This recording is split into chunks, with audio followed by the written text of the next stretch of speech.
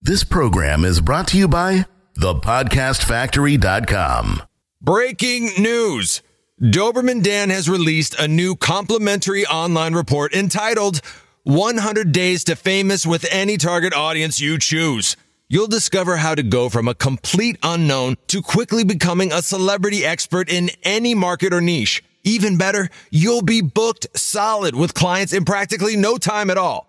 Go to fameforprofit.com now for all the details. That's fameforprofit.com.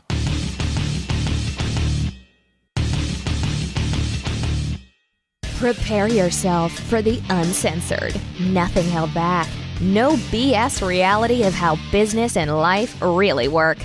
Doberman Dan is off the chain.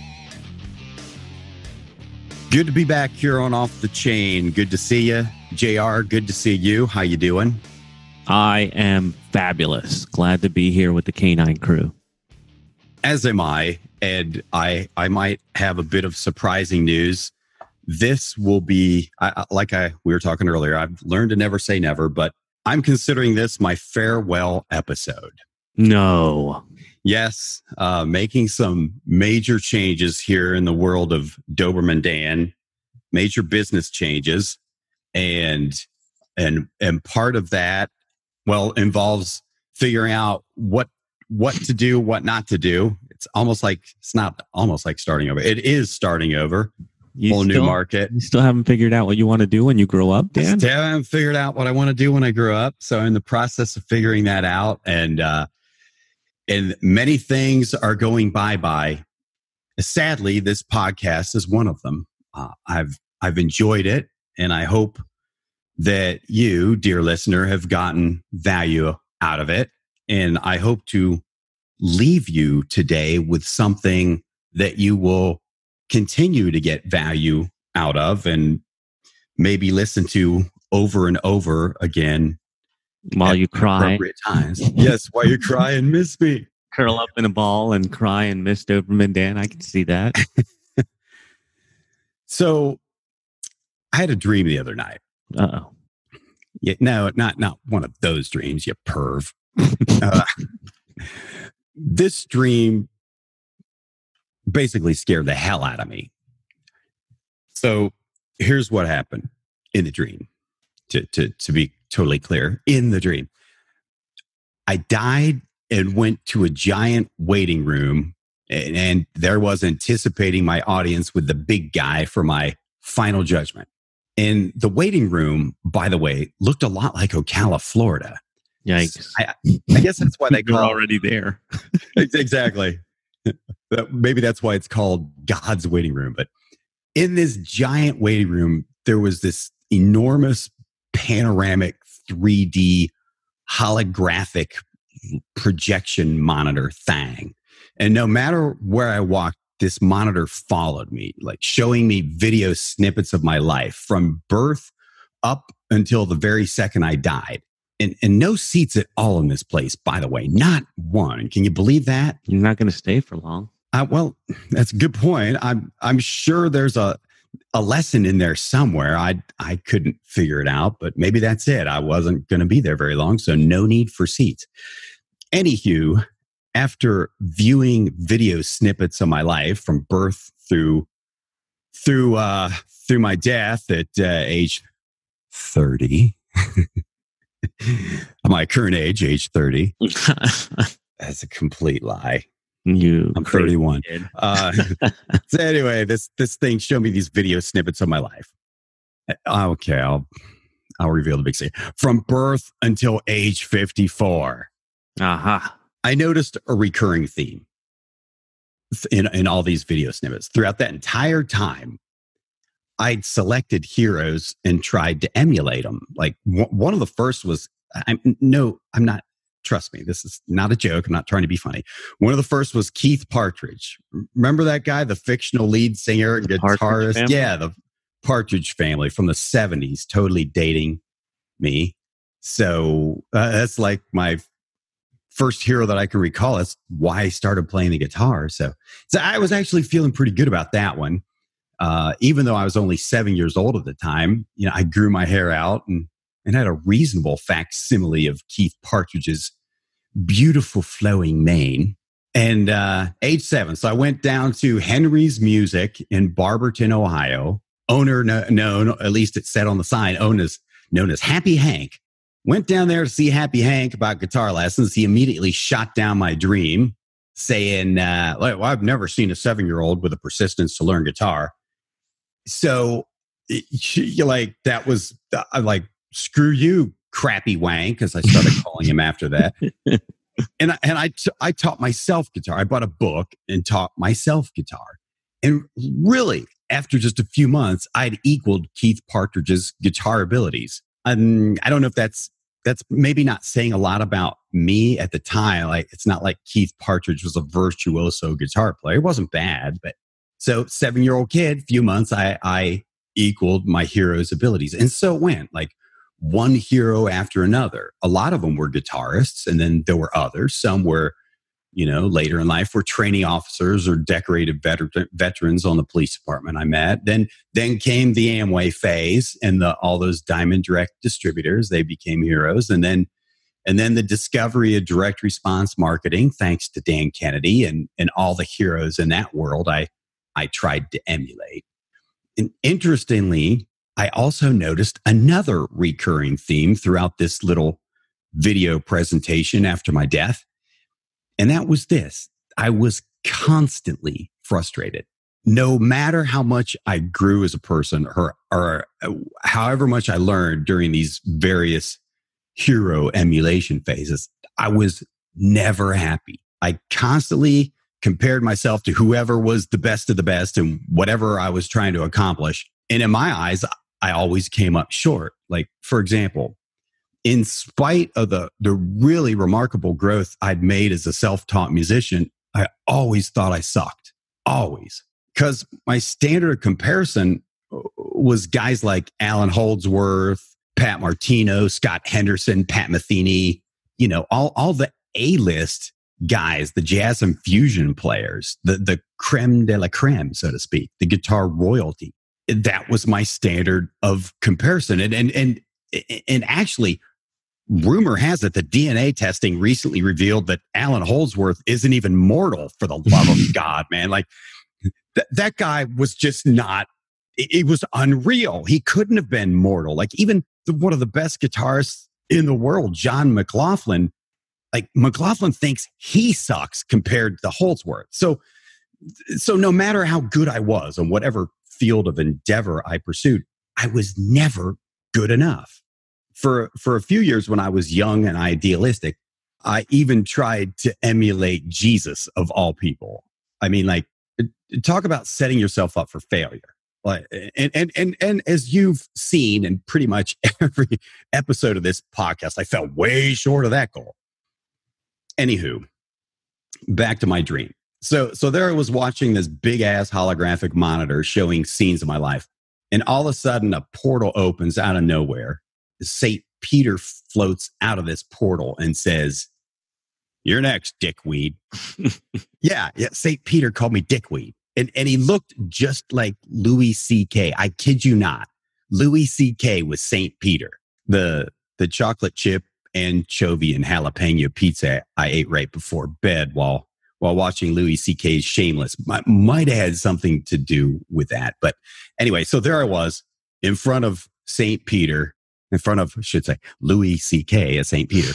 And the time had finally arrived. Dun, dun, dun. Judgment Day.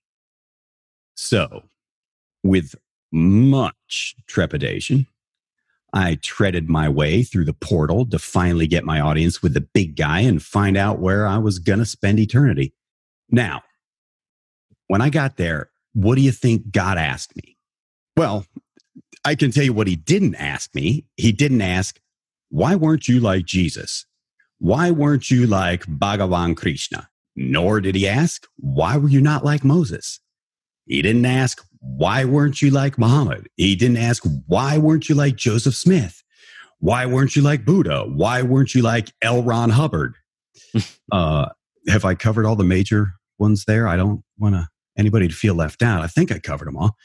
Anyhoo, he never once asked, why weren't you like Alan Holdsworth, John Coltrane, Scott Henderson, Pat Martino, Mike Stern, Pat Metheny, ad infinitum, all my heroes? Nope. The only thing he asked was, why weren't you Daniel Charles Gallipoo? Oh, fudge. But I didn't say fudge. Movie reference there. So there I stood, speechless. Which, and as you know from this podcast, that rarely, if ever, happens. Never is this guy speechless, but there I was. I had just, for good reason. I had just received the saddest epiphany of my entire life. I went to the grave with my music still inside me. Then that big panoramic life monitor materialized again and showed me every instance in my life when I said stuff like, I can't, that's impossible, or he, she, they, the proverbial they, won't let me, or I'm not good enough, or I suck. I said that one a lot, by the way. And the very worst of the bunch, I'll try. Yep. And just then, an orb of light descended from the hand of God. It floated towards me, and it slowly enveloped me in pure white light. And at that very moment, I came to the divine realization that I was equipped from the very instant of my conception, equipped with everything I needed to accomplish all the dreams I had dreamed, or really could have ever possibly dreamed, no matter how impossible they might have seemed to my limited mind at the time. And then, just like that, zwip, the white light was gone. And at that point, I was all alone, surrounded by nothing but pitch black and total silence, sentenced to an eternal damnation of thinking about nothing but the gifts, talents, and potential I had squandered during my lifetime. And even worse, all the thousands or possibly millions of people my fear and inaction had affected. And it just that exact moment, I sprang up in bed and sobbed, and really spent the next 2 days crying every time I thought about it, which was quite frequently. I mean, really, can you imagine anything sadder? You spend your entire life putting off the things you really want to do, settling for less or much less than you really want, dreaming big dreams, and then always finding excuses as to why you can't accomplish them. Always letting life get in the way of what you really want. Then, on your deathbed, just before you check out of this earthly existence, you're given a profound revelation, a revelation that reveals a much different truth than you've believed your entire life. The scales fall off your eyes, and you see clearly for the very first time. You see that you were always equipped with everything you could have possibly needed to create any life you desire. And all those barriers that held you back were nothing more than just illusions created by your own mind. Sure, in the past, you'd had glimpses of your brilliance, but you always just quickly squelched them. I mean, after all, there was school to attend to, or you had to go to college. You had to get a job. There were bills to pay. There were kids to take care of. And all that daily grunt work that occupied most of your waking hours. Dreaming dreams just wasn't practical. That's what you were taught, at least. In fact, you probably felt guilty about letting your light shine. I mean, after all, who are you to think you can excel? That's not how you were programmed when you were young, right? Instead, you were taught, either by word and or example or meticulously engineered programming. You were taught, don't show up your siblings, don't show up your friends, don't show up your classmates, keep your talents hidden, don't let the world see the fruits of your hard labor, don't be a show off. The Midwest, if you grew up in the Midwest like me, don't get too big for your britches. You'll make others less gifted and less disciplined than you feel bad. But now, on your deathbed, for the first time ever, you see the truth.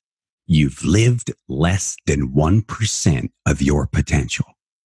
And the most startling revelation of all, you let the clock run out on your life without ever truly living a day. Now take a deep breath, close your eyes, and let that one sink in for a minute.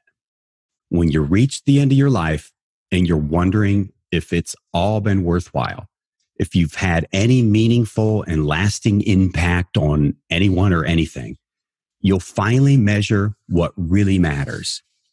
Did you do everything you possibly could with the gifts you were given?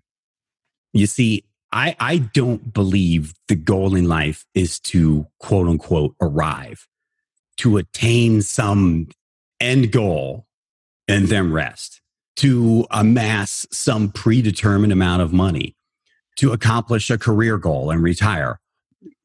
Basically, all the stuff we're told will make us happy, all that stuff. I'm here to tell you, I followed that plan for decades and accomplished a lot of it. The promised happiness never arrived. If it arrived at all, it only lasted a day or two at most. Like in some cases, literally hours. Like stuff I desired for 30 years. Stuff is the key word there, material stuff. I desired for 30 years. I've been on a dream board for 3 decades. The happiness lasted a couple hours. Listen, all that, the pursuit of all that, call me crazy, but I don't believe that's your calling. Your calling is much grander than that. It's to find and fully use your own gifts. Yeah, listen, I've been thinking about this a lot. Let me see, 45 years or so, I guess. And I had a crazy thought. What if I showed up as my best self all the time?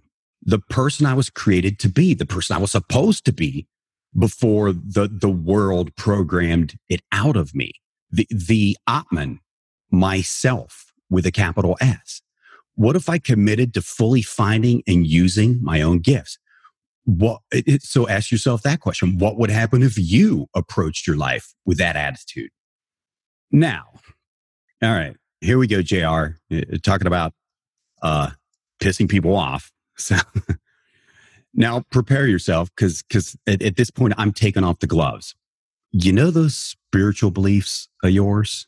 The ones you claim are the cornerstone of your life. You know the stuff I'm talking about. The Dealy Bop that has that big ass book that says stuff in it like, I can do all things, and other statements like that, proclaiming your power. Yeah, that one.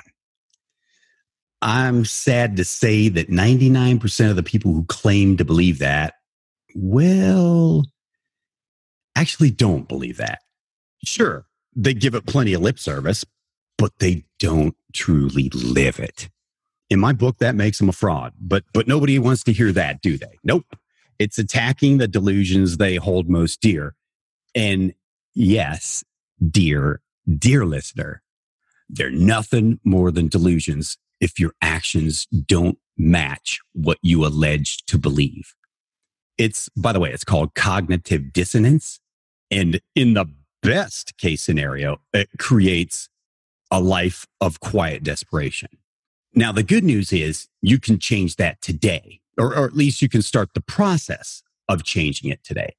You don't have to wait for Judgment Day before you experience the profound revelation of your potential, because that's what you have little old moi for. Sure, I realize I'm probably not the messenger you expected, probably not the messenger you wanted even. I don't deliver the most politically correct messages, and I'm definitely not an eloquent orator or pontificator. But listen, if you're waiting for an angel, well, you're going to be that dude who only gets this revelation on your deathbed like I did in my dream. So right now, I'm all you got. Consider me the gunnery Sergeant Hartman of angels. And just so you know, I'm not leading by lip service. Nope. My dream scared the hell out of me.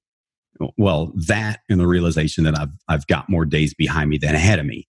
So I made a commitment to live this, man. I mean, a damn shame it took me a half century to finally get it, but better now than how it worked in my than how it worked out in my dream, right?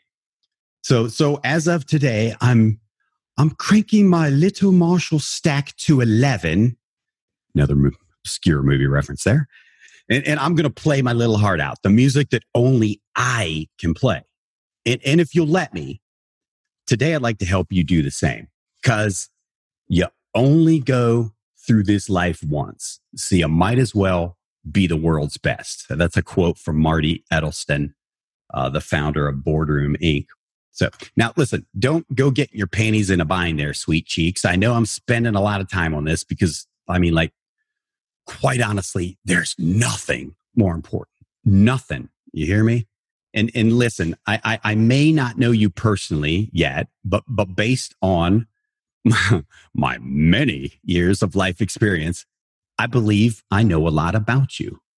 I imagine you sense this huge unrealized potential in yourself, an extraordinary level of success you know you can achieve.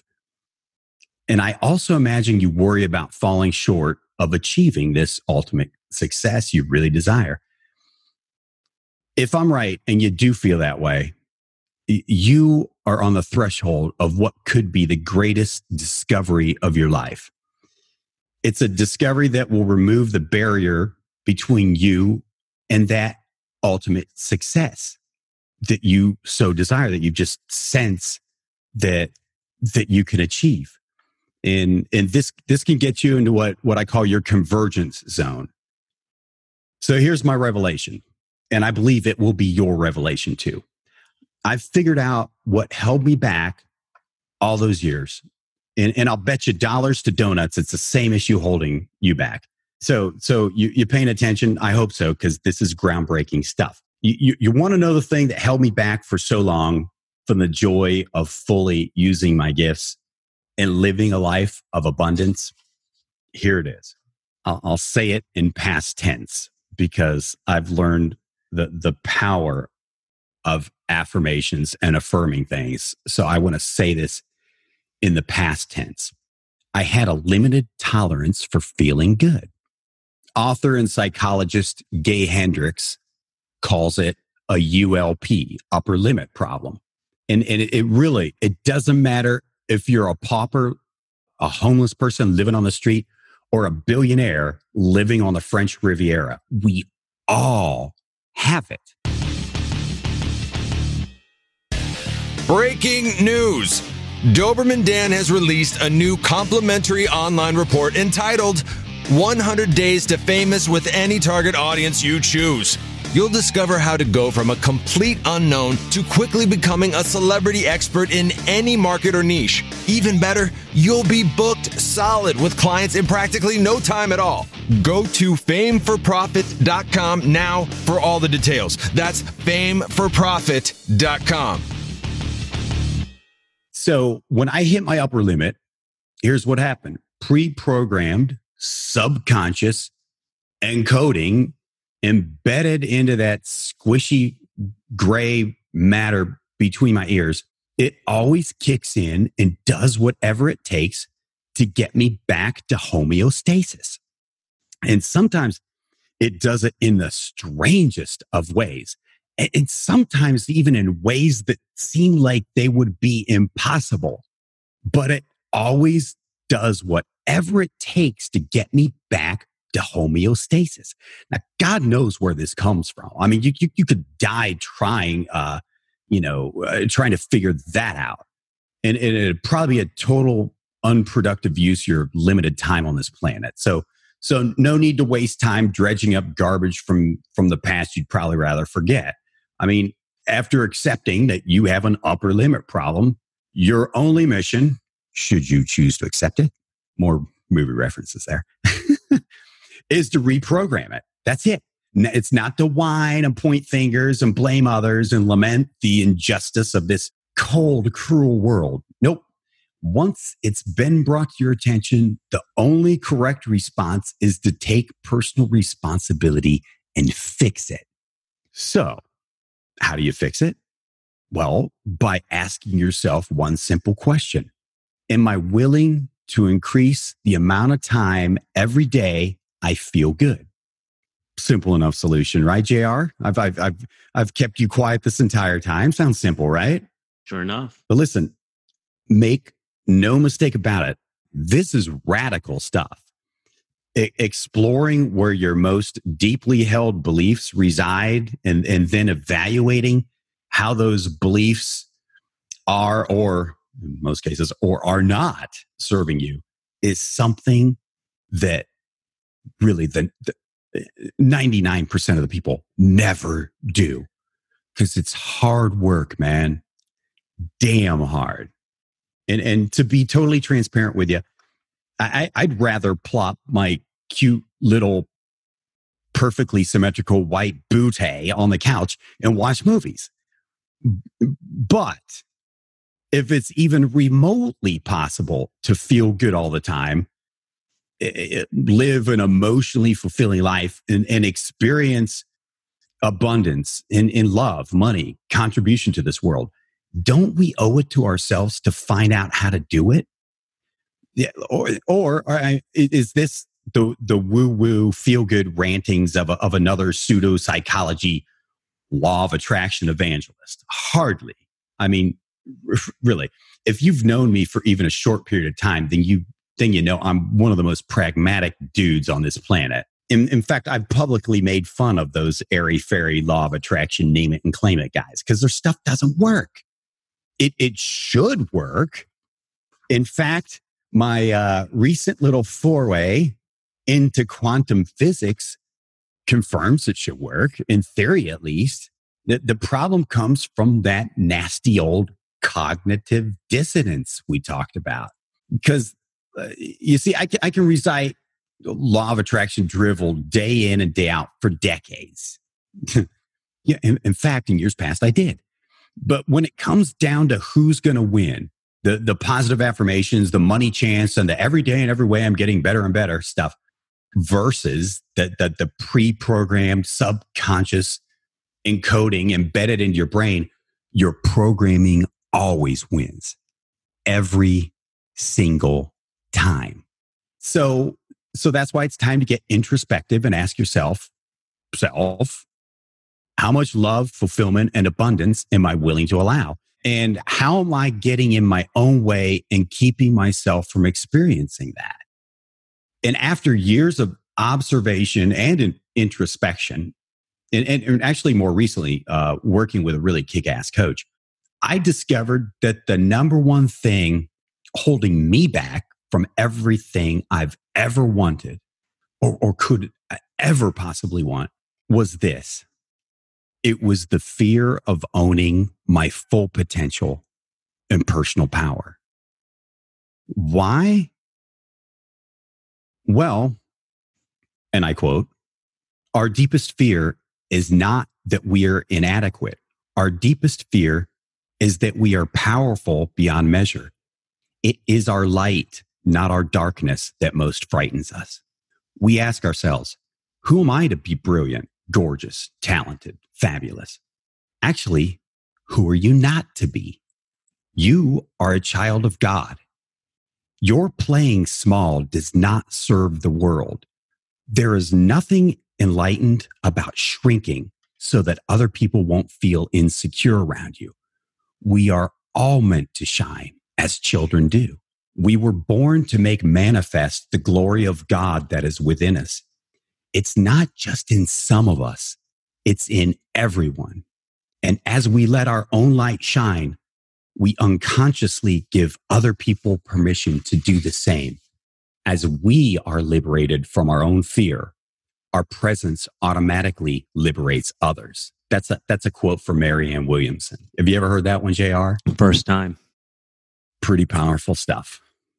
So, should you decide to always show up as your best self, your self with a capital S, and move forward in that power as the self-preservation and or maintain the status quo thing, your existing program is going to attempt to sabotage you by foreshadowing, these fear-inducing mental pictures of financial ruin and losing, people rejecting you, and all these other disasters that you're sure will befall you. This makes total sense to me now because I've figured out a little known secret in psychology, and that is this: Maslow was wrong.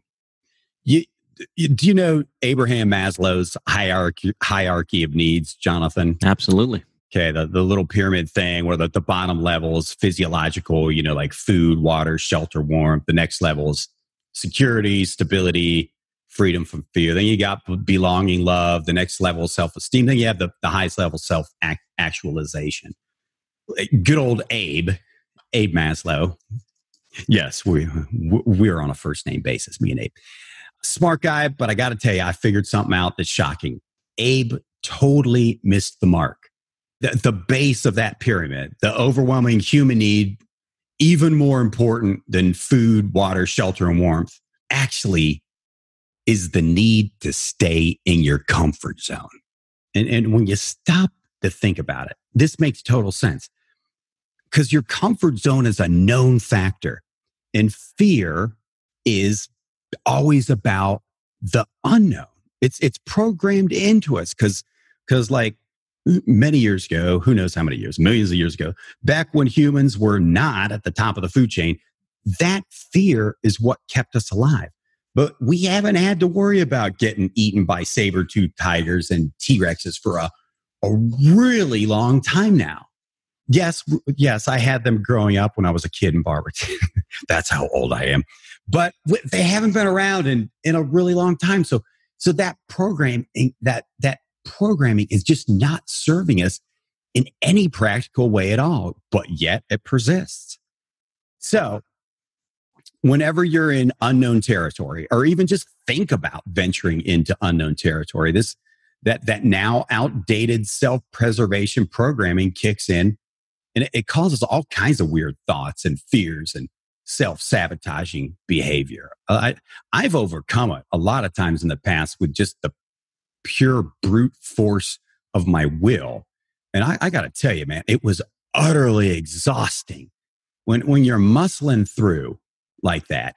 In the very best case scenario, the process is just anxiety filled, emotionally painful, and sometimes even physically painful. Like in my case, it really was physically painful.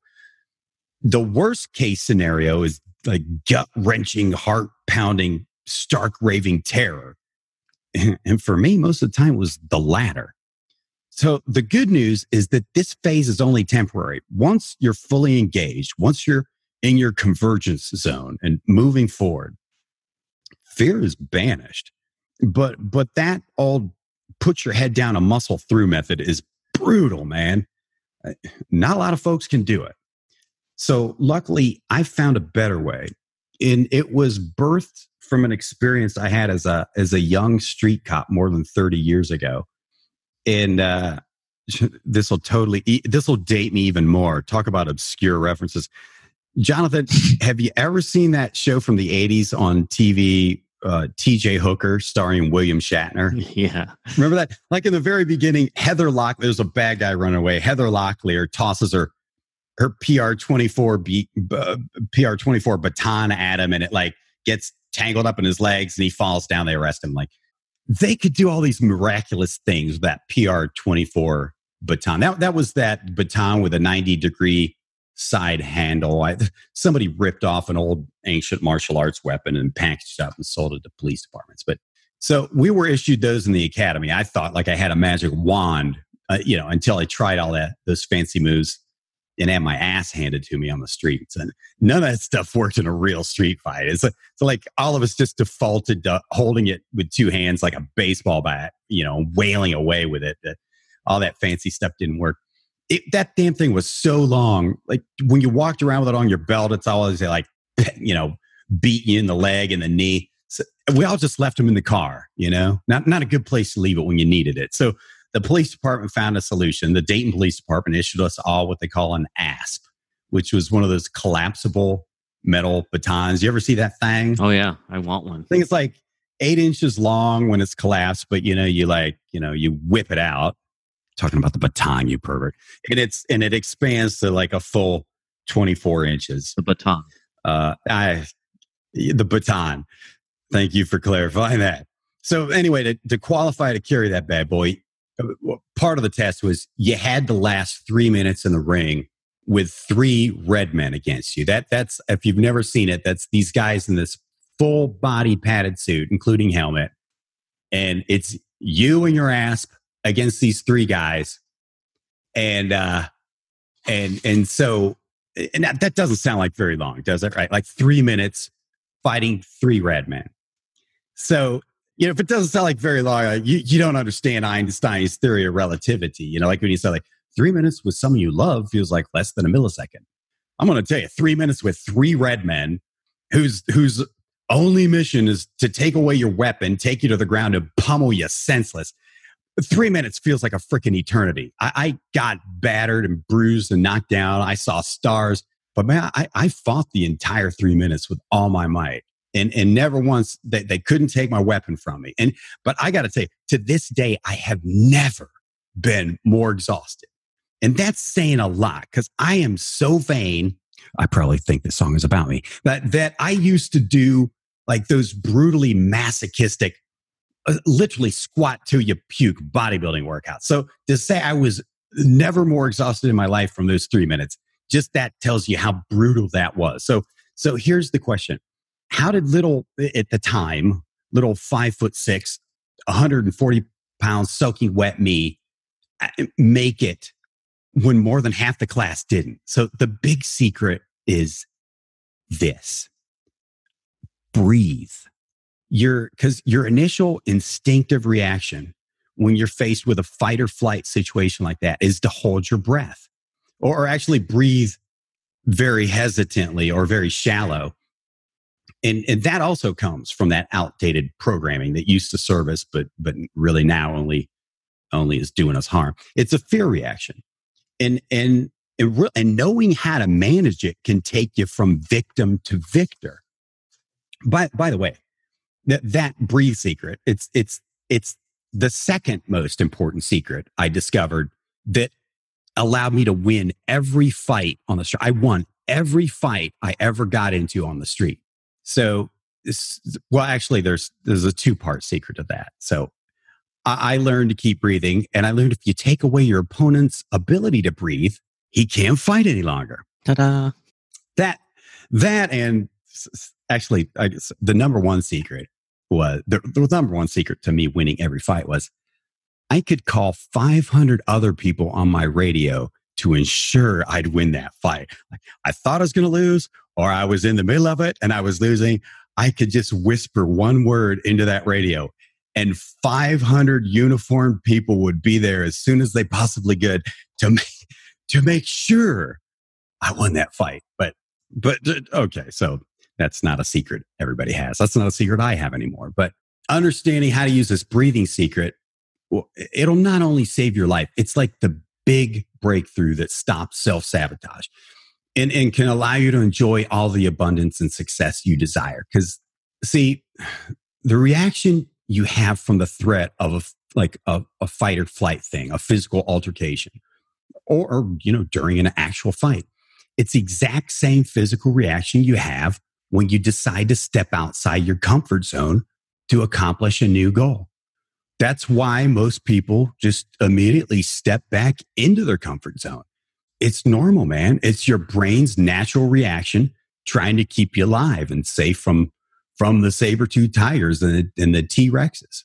So very, very few people can break through this like physically debilitating effects of fear. I mean, that literally, the effects of fear can literally be physically debilitating. And so few people can break through that with sheer pig-headed, stubborn willpower. I did it, but that was before I discovered the secret I'm about to share with you today. Yeah, and that way is just mentally and physically exhausting. So there's a better way. The best and healthiest way to break through this fear barricade is to turn it into something else. Something that has all the power of fear, because fear is powerful, don't get me wrong, but it uses that power in a positive way. And that's turn it into excitement. Your big breakthroughs are going to come when your fear gets transformed into the clarity of exhilaration. Because you see, the exact same mechanism that produces fear also produces excitement. In fact, the physical sensations you feel from both are actually quite similar. The only difference is fear is excitement without the breath.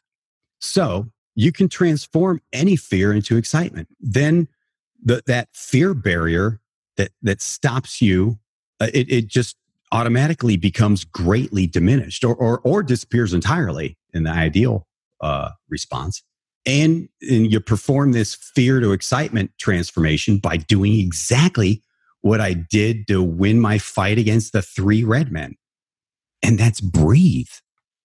The opposite of this also holds true, by the way. You can turn excitement into fear by holding your breath, by not breathing, or by breathing really shallow. Because when you're scared, your brain tries to get rid of this feeling. It's like it's the old outdated program you inherited. It thinks it can get rid of it by denying it or ignoring it. So it uses holding your breath as a physical tool of denial. I don't understand what the original physiological reason is behind this, because I mean, it never works. The less breath you feed your fear, the bigger it gets. So when I feel fear, I use an old bodybuilding trick I learned from the Iron Guru, Vince Gironda. It was something he used to teach his trainees to help them recover faster between sets of exercise. And the process is simple. It's take deep breaths in through your nose and then exhale through your pursed lips. And you don't pause between inhalation and exhalation. It's all one smooth, continuous circular motion. And I've added a little Doberman Dan twist to the Gironda breathing thing. And that twist helps me stay in the present. Because you see, I think it's inherited from my dear old mom, but I'm a worrier.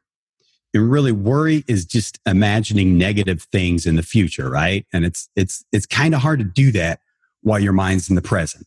In fact, if your mind is truly in the present, it's impossible to do that. So I stay in the present by focusing all my attention on my breathing. And I've tried several different ways of doing that.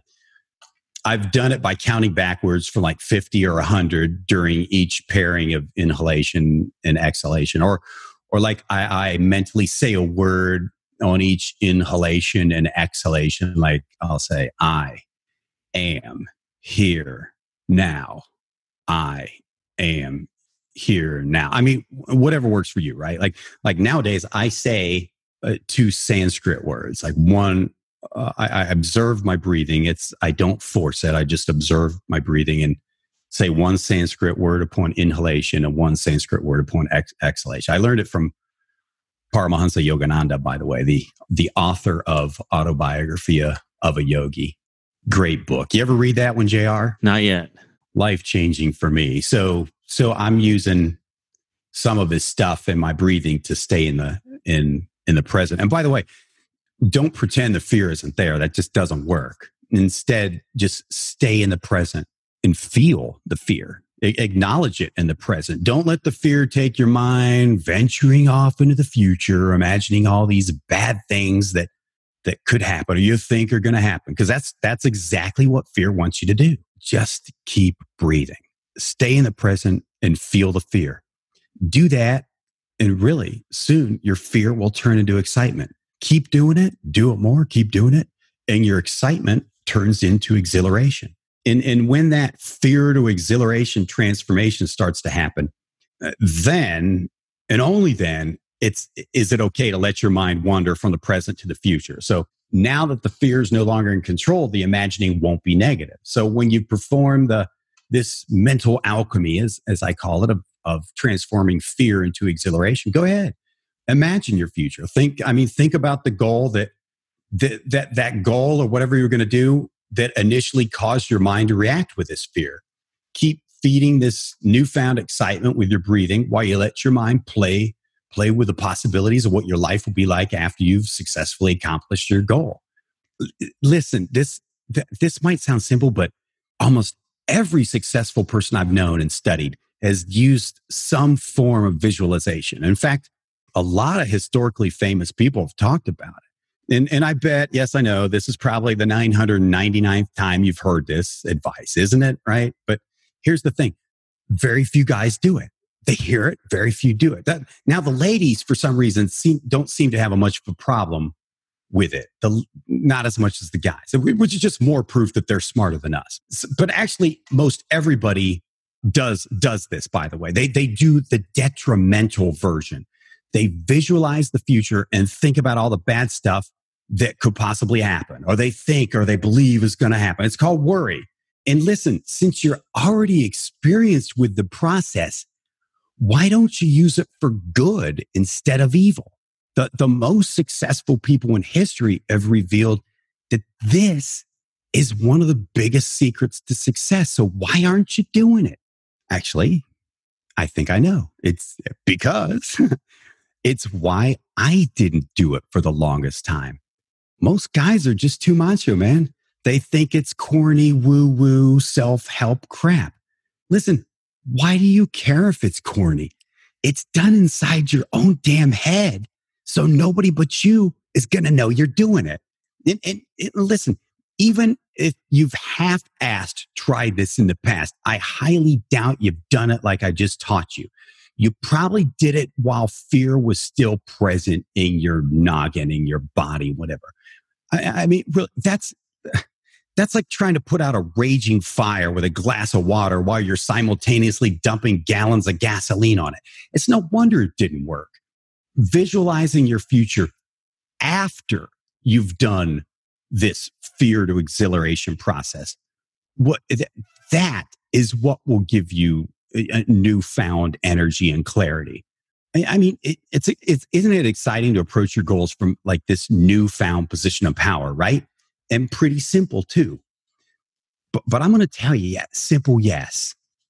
Easy, no. Worth it? Hell yeah. Now, sadly, I'm a realist. Most people are never going to comprehend the profound importance of all this. In fact, Jonathan, there's probably somebody listening to this right now thinking, stop the woo-woo BS and get to the real money-making stuff, dickweed. You think? Well, yeah, I do. Well, first of all, listen, when Louis C.K. as St. Peter calls me dickweed, it's funny. When you say it, not so much. And secondly, for the love of God, man, for the love of all things good and holy, like apple pie puppies and your grandma, this is the money-making stuff. Listen, I've been in this entrepreneurial thing for 4 frickin' decades. I know like crazy successful A-list copywriters, multimillionaire entrepreneurs, and even recently, an honest to goodness billionaire. I also, on the other hand, I know scores of B and C level copywriters and entrepreneurs. I mean, all living hand to mouth, like always just barely eking out a living month after month, year to year. And to be completely frank, when I think about really almost 90% of the entrepreneurs I know are forever stuck in this eat what you kill grind with no hope of anything better if they don't change something, which few ever really do. So you want to know the difference between the wealthy and fulfilled and the hand to mouth crowd? It's this. The people stuck in the eat what you kill trap only do the quote unquote money making stuff. And they're constantly, and much to their detriment, constantly on the lookout for the latest and greatest, what I call BSB, stands for bright, shiny bullshit. They're always looking for the next quote unquote online magic money button that's going to allegedly cure all that ails them, fix their business, fix themselves, make a ton of money, which they think is going to fix them. Even though, they all really know there's no such thing as that magic money button. Now, on the other hand, the A-listers, the multimillionaires, the billionaires, they know none of the quote unquote money-making stuff is going to produce the big breakthroughs and the truly huge successes without equal or more focus on the most important part of the whole deal. And that's mastering your inner game. It's the one constant success factor amongst all the high level PWMs, as I call them, players with money I've ever met. So listen, what I just revealed is the secret to getting everything you desire. What I just revealed is the money-making stuff. So go forth, use it, and prosper. And I've enjoyed doing this podcast for you. Jonathan, I appreciate everything you've done for me and the Canine crew. So thank you. I want to say that publicly if I haven't before. Thank you, brother. It's been a pleasure. And I will leave you with one last thing. I believe in you and I love you. Listen up, Canine crew. The people who read this book will end up with your money because it reveals a breakthrough new strategy that gets a rush of new customers, builds your business faster, and brings in the highest possible profits. Even better, it does it with no giving away free stuff, no endless email sequences, no content marketing, no social media, and without all the other grunt work that rarely, if ever, results in getting new customers and making money. I'm talking about Doberman Dan's international best-selling book. Go to justsellthedamnthingbook.com now to get your own copy for just a penny. That's justsellthedamnthingbook.com. It's only a penny. So go to justsellthedamnthingbook.com now. This is the podcastfactory.com.